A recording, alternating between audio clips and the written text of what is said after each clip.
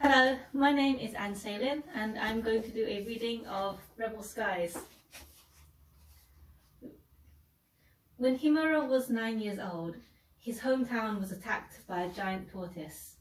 Whenever he told this story, he made sure to emphasize the giant part. Tortoises don't seem frightening until you're leaning out of your window, staring up at the craggy face of a reptile the size of a mountain. Trees grew from the back of its shell. Its head was covered in moss. Its claws, eating up the ground at an alarming speed, were stained with mud and the remains of animals it had trampled beneath its feet. Roads buckled, the earth shook. Those who went fast enough to escape were crushed beneath its body. Himura remembered the way his fingers gripped the windowsill as the tortoise barreled through the village. He remembered staring up at its wrinkled face, as monstrous as the living earth.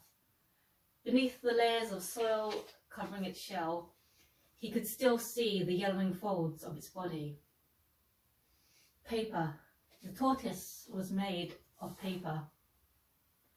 A perfect construction of crimp folds and reverse pleats, so beautiful Himura could only stare at it in wonder, even as it thundered towards his house. The tortoise's foot swung over the roof of his home, but the snap of wooden beams and the crash of the collapsing ceiling never came.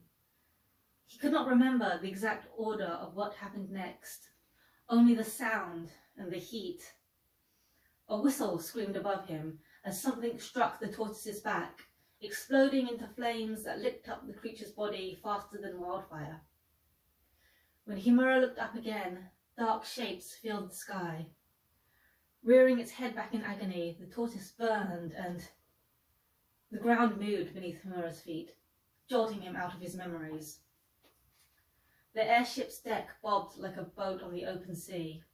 Turbines hummed, propellers churned through the warm summer air. The lights of the capital city twinkled across the ground below, but the night was fading fast and the first strings of dawn were about to sound.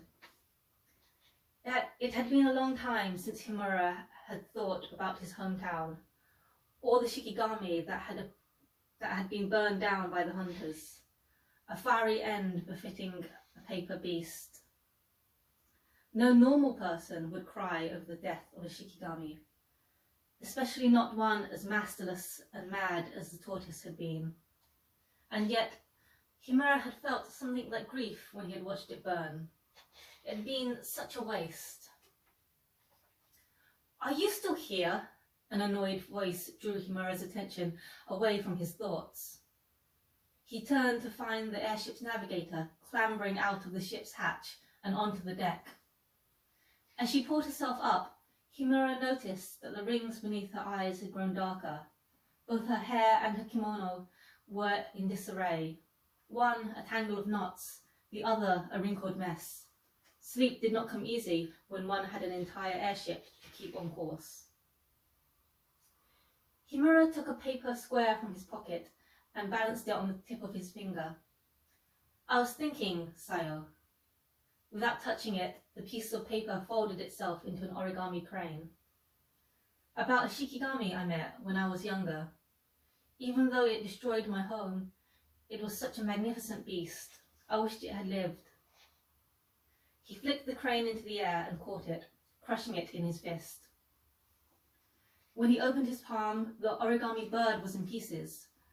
With a puff of breath, he scattered the scraps into the air. They billowed over the deck like petals of snow.